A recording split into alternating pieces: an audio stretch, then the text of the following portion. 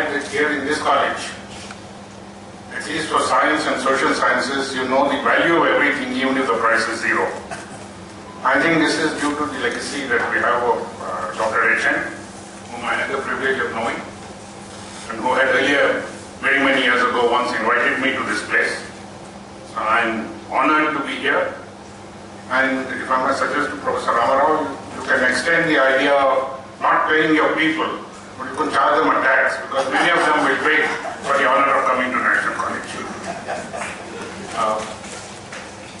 As I said, I've come here the second time, so the invocation tells you how. This is from an Oxford mathematician, Lewis Carroll. Now that I'm perfectly sure I have not, why I do it again and again. Now, let me go straight into the subject. Now, I'm going to break it up into some parts.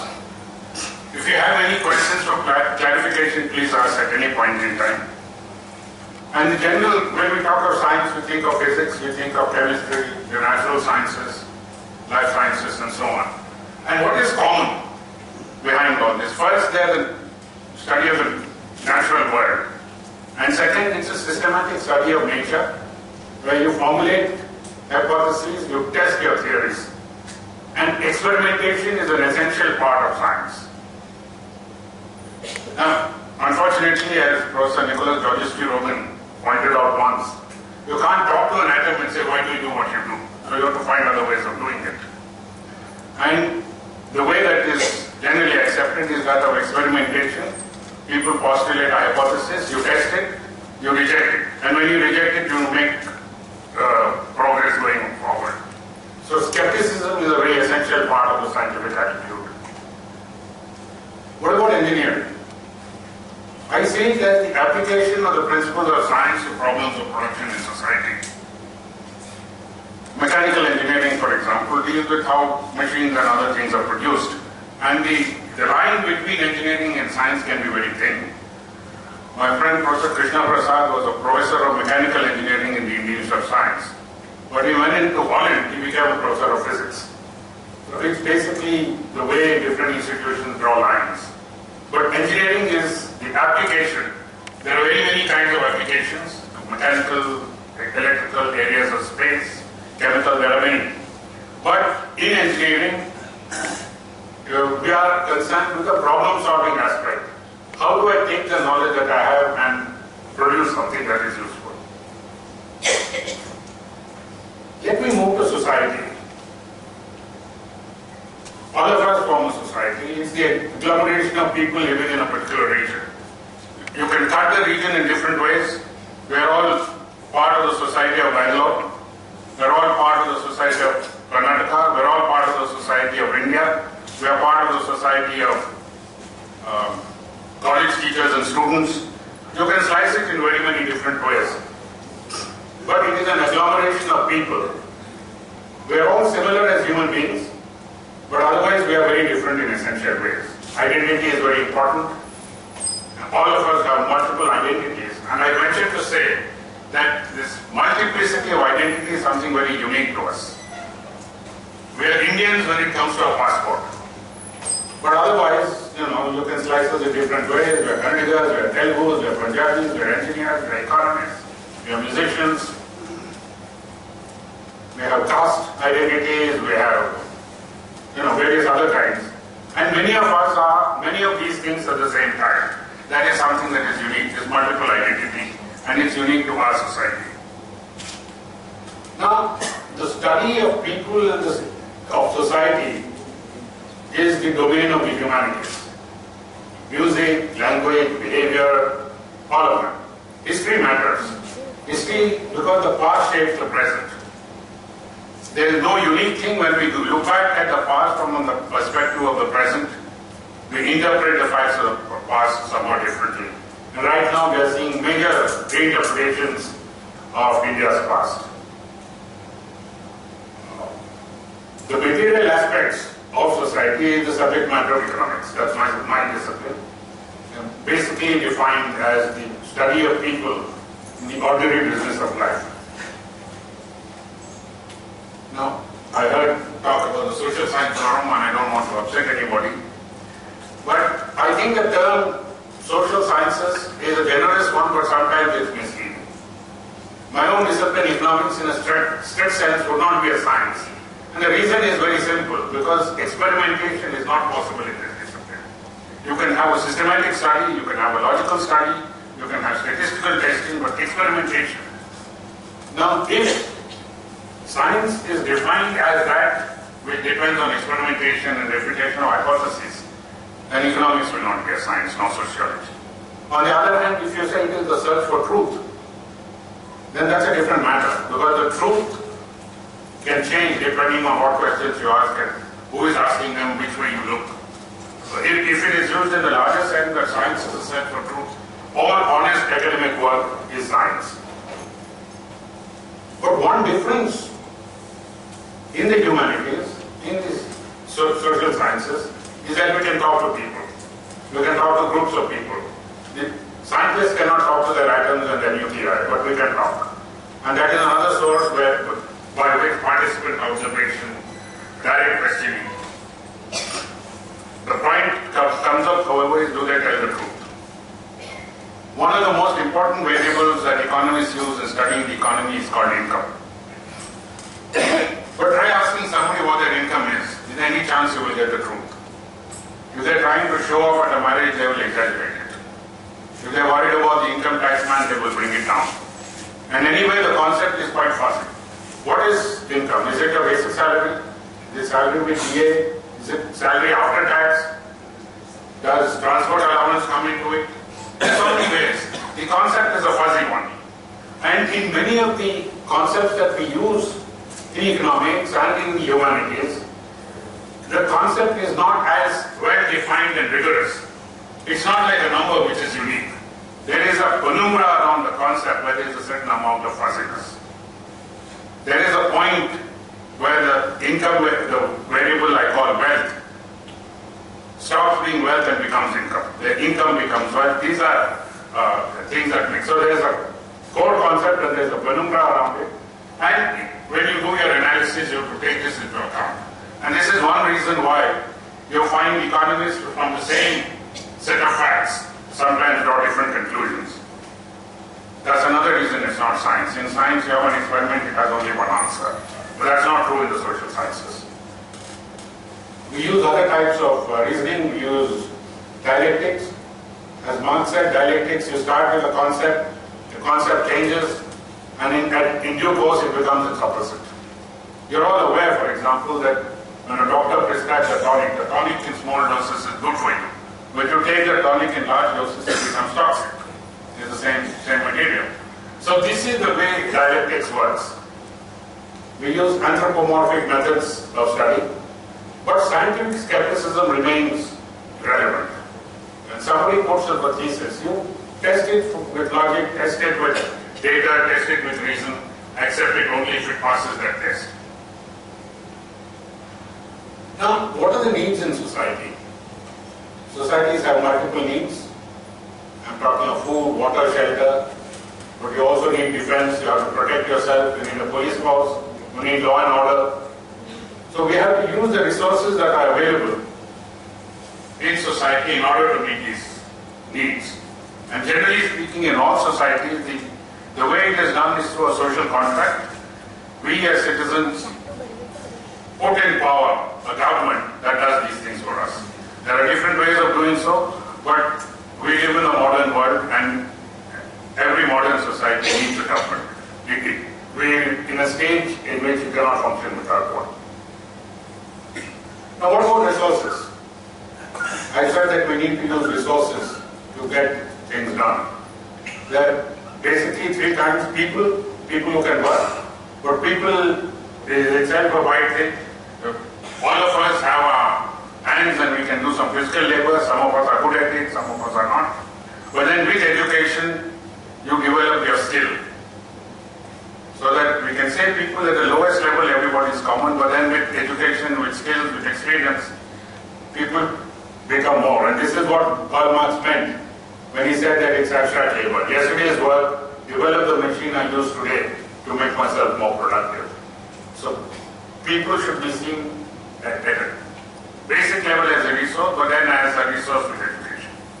We have raw materials, we have soil, we have sunlight, we have coal. These are all raw materials given by nature, which we can use in order to meet our requirements. And the way knowledge, the people use resources is through knowledge. Knowledge of how to do things, how you convert a piece of land, do something with it and grow rice in it. So, but knowledge keeps growing, and therefore the way in which we use resources keeps changing. We come to the application of engineering knowledge. It applies scientific principles to problems of production, this I have already said. It works with the resources of materials and with the knowledge that people have, their physical strength, their intellectual knowledge, and uses knowledge gained from science in order to produce their desired goals. But we also have a choice of materials. They have different kinds of soils, they have different kinds of fertilizers. We have people with different kinds of skills that can be brought to bear for any given production problem.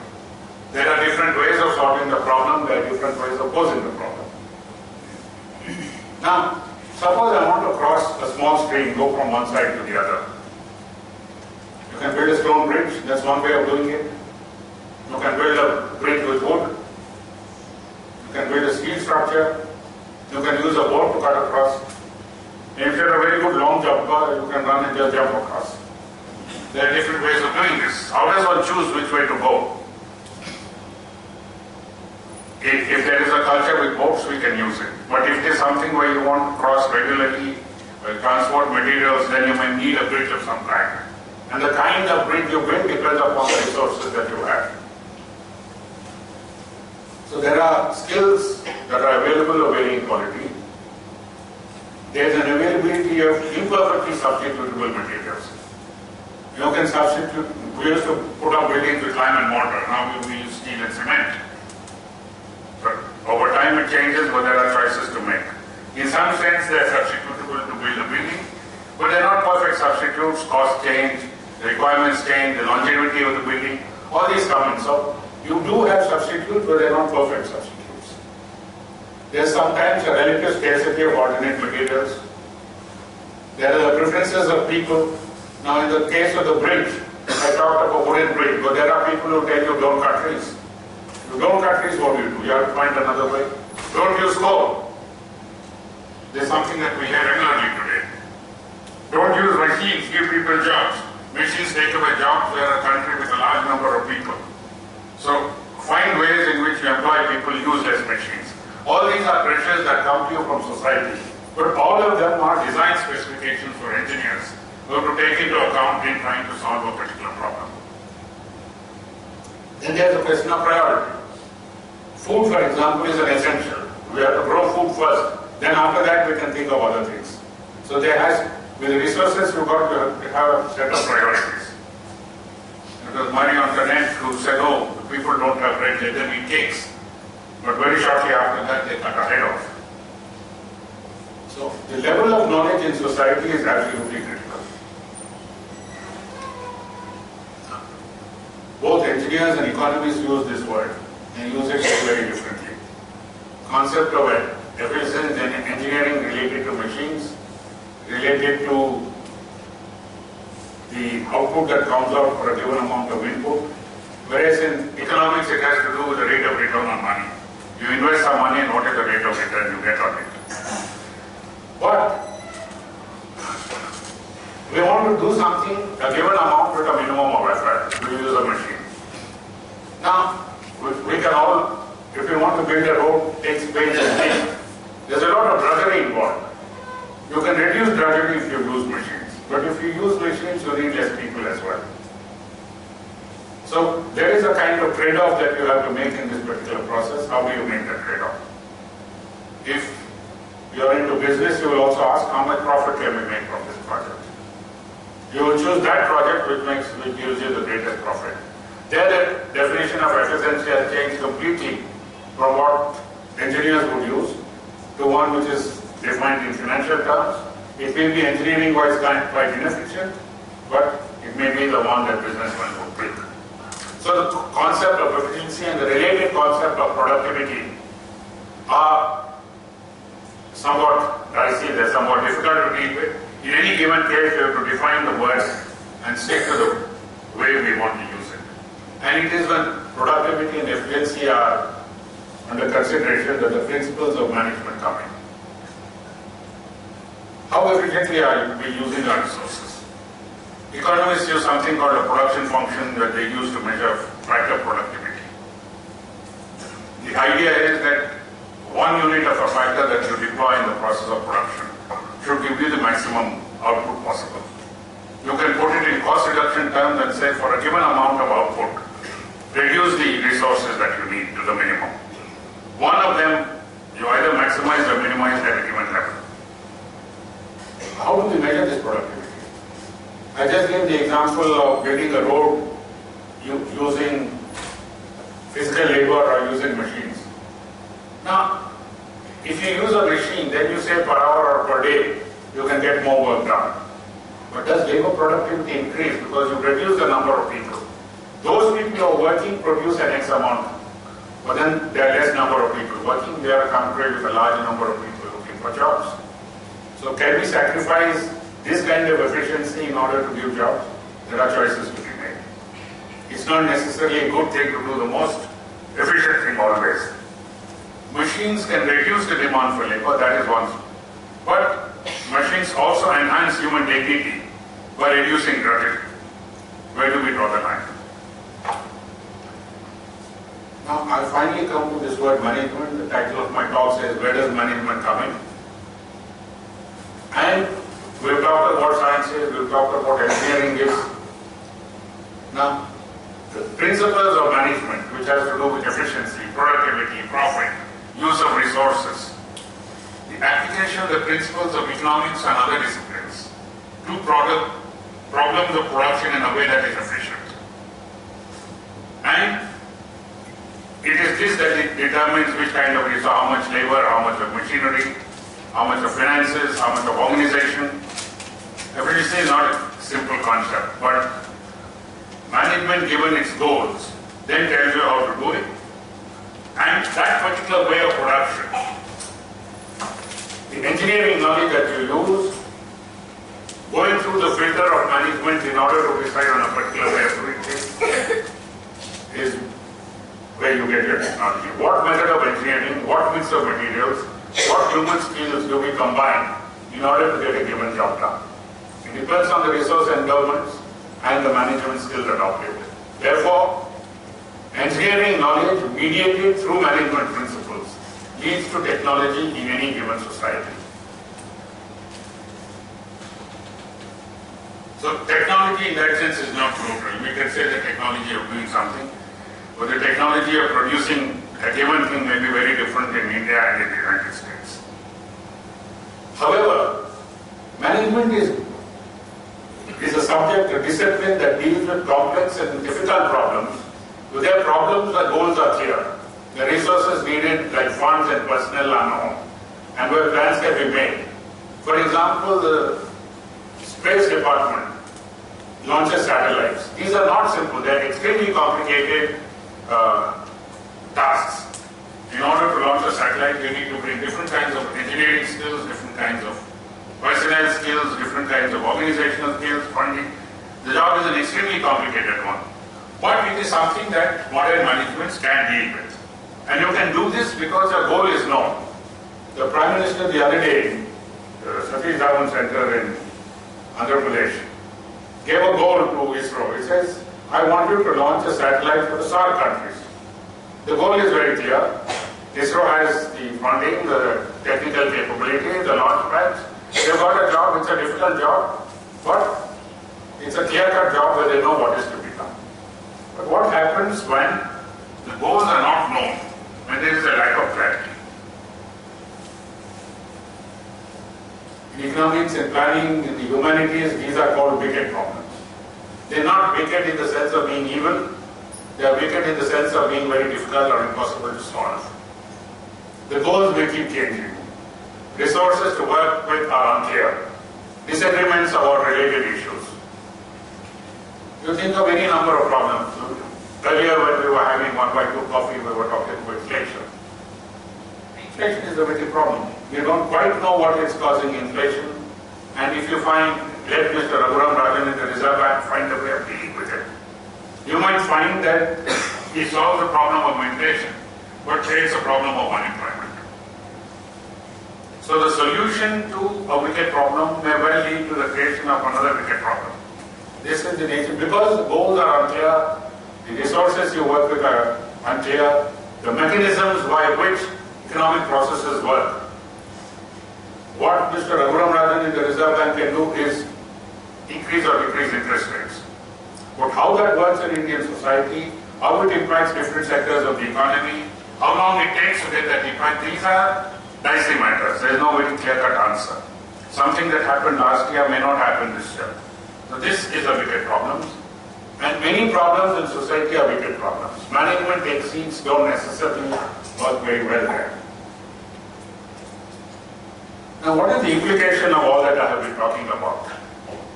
Science is universal, the knowledge that we get from the natural sciences, principles of science. An apple will fall in New York and an apple will fall from a tree here. There is no difference. The principles are the same. Engineering is an approach to problem solving using science, the principles, the knowledge of science. To be efficient in specific contexts, management principles come in and they dictate how engineering is applied to that problem to create a technology. So technology is time and place specific. You can say a technology for purification of water. The technology we use may be very different from the technology that is used in Paris. So technologies are time and specific. We have to find the appropriate technology for what we are doing. And we have to accept that in solving a wicked problem, we may solve one problem and create another. Let's ask a few questions. Can a technology developed in the US or elsewhere be adopted in India? We talk of technology transfers. The big companies that are here in Bangalore, Bharat Electronics, HMT, ITI, in the early years didn't have the technology. They borrowed it from different companies. Can we blindly borrow technology? The science underlying them, we understand. Can we or can we not? Can we borrow agricultural technology developed in the United States to India? There a small farm is 1 or 5,000 hectares. There are farms where you need a plane to go from one end of the farm to the other. It's a country where the government pays farmers not to grow. It's a country that has a shortage of labor. And therefore they design combined harvesters and all kinds of machinery and use it. So that's technology. A combined harvester is a technology. Can we use that here in India where the model farm size is half a hectare? Can we use it in a country where the United States is about 3 times the size of India and has 300 million people? We have 1/3 the United States size and we have 1.2 billion people. The land-man ratio is completely different. So, I'm not saying we cannot borrow technologies or use technologies developed abroad. But we have to be extremely careful. We have to make sure what it is that we're trying to borrow, and we have to make the changes needed for our own. In the case of agriculture, for example, improved seeds was something that we borrowed, and that led to the Green Revolution. There were hybrid seeds, we used fertilizers. There the size of the farm did not matter. We increased productivity per acre and we had a Green Revolution. And one of the proud achievements of this country that we can feed ourselves. We grow enough food, we are self-sufficient in food. But we did not do this by borrowing the combined harvester of the United States. So, yes, learn from them, but automatic borrowing of technology is not possible. Now, here's another question. We have abundant coal reserves in this country. We can use it to generate electricity and we are a power-starved country. So, but the use of coal for generating power has adverse environmental effects. It submerges areas, all kinds of things happen. The carbon footprint. But the biggest polluter in the world, the United States, objects to India using coal for power generation. They also tell India not to buy petroleum from Iran. The various polluters, historically there is no question about it. But that is a point. It is environmentally adverse. So what is right? We have a resource, shouldn't we use it to meet the requirement of power that we have?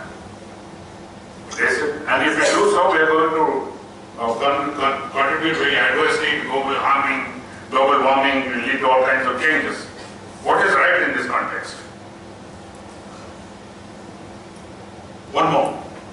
We are building nuclear power plants. There are lots of protests against them. The Intelligence Bureau has said that they're anti-national, anti-growth, and all kinds of things about the people who are leading the agitation against the plant in Kula. In their favor, we say that by and large the environment is safe. But then, once you get nuclear fuel, you produce nuclear power, there is this thing called spent fuel which has a half-life of hundreds of years. What do we do with this spent fuel? Nobody has got the answer. I've read strange solutions. The US once said they put in a rocket and shoot it off into space. Is that a solution? Do we have a right to pollute someplace in space? And the question of the spent fuel is a very, very serious one because the consequences are extremely long-term, going into hundreds of years. So is that a relevant factor in talking about the choice of nuclear technology? Does history matter? I suppose it does. We can always contest the United States saying you're the fellows who polluted the world the most. So you find a solution to it, and we are saying that. We are telling them that if you use coal, give us environmentally efficient technology, don't charge for it as an atonement for your past sins. You didn't know you were going to pollute the world, but you have actually done so. And if you look at per capita carbon footprint, India is among the lowest in the world. So who are you to tell us that we cannot improve? These are all historical factors. Does the context matter, their context and our context? How does it matter? In what way does it matter? Because I'm pretty sure it matters. Our management is unbiased. Our management principle is universal. I used to teach in an Institute of Management and we talk in abstract terms about profits, cost reduction, behavioral change, positive things. But do they give unambiguous answers to all these questions? If a company is running at a loss and management principles tell you to get rid of half your labor force, in a country like India, is that an acceptable kind of solution? Oh, we never hear somebody saying, live with a much lower level of profit and let people work. Yes, we tell the public sector that because you and I subsidize it in some way later. But what is the objective? The management works with the objective that you must maximize profit. But if you have other objectives, if you say that I am satisfied with a low level of profit but maximize employment, then management will not give you the answer because the way the discipline has developed is grounded in history, is grounded in its own ideology. Vyasulu is a famous economist. He was chief economic advisor in Delhi. He is right now the vice president of the World Bank, in charge of research there. And in an article in 1983 in Economic and Political Weekly, he asked this question. Take a taxi in Bombay, go to a remote place. The taxi driver is a puny little fellow. You're huge, big, powerful. It's middle of the night. So why don't you just get out and walk away? Why do you pay the taxi? The taxi driver is not in a position to enforce it. If he goes to a police station, they laugh at him. So why do you pay? And the answer is that all of us function in a world where there is some ethics. We don't often state it, it doesn't come out directly into the open. A lot of economic theory, we talk about buying and selling and things like that. But at the end of the day, there is something called an ethics that we live with. We pay the taxi driver because we have got a service from him. And if we believe the meter is fair, we think we should pay him. It's an ethical thing in return for a service rendered. So this is done without the force of law. It is done because of the force of ethics, the dharma. Now, after Hiroshima and Nagasaki, there was a huge moral crisis among the nuclear scientists who developed the nuclear bomb. They were very excited at the application of physics, doing interesting things, but they were horrified at what happened and the way it was used. And there is a remarkable new journal called the Bulletin of the Atomic Scientists, which deals with these issues of what is moral, what is right. They felt very guilty at having developed the bomb. It changed the world forever. How do someone? So the points that Vyasulu, what is the ethical basis with which we work? Science is universal, technology is time and place specific, management has efficiency concerns. Does it provide us with a basis for decisions that affect humanity? I think unless there is an ethics behind it, some kind of dharma we live with, it's not going to be done. And this is something this society has known for a long time. If you look at some of the temples in Srirangam and other places in Tamil Nadu, they are huge structures. There is the inner sanctum sanctorum, and then there is a circle around which there are a lot of shops. And when two people wanted to enter into a business deal, they stuck it there. And the feeling was that if you strike a deal in a temple, you're not going to break it, to be honest. There is an ethical basis in this kind of behavior. And all of us do it in some way or the other. So I would say that we have to be very clear about the basics with which we behave. Otherwise, we will say, okay, terrible things are happening in Iraq and Afghanistan, throw a nuclear bomb and solve it. It will be too final a solution. So I go back to Lewis Carroll. Thank you very much. I look forward to any questions.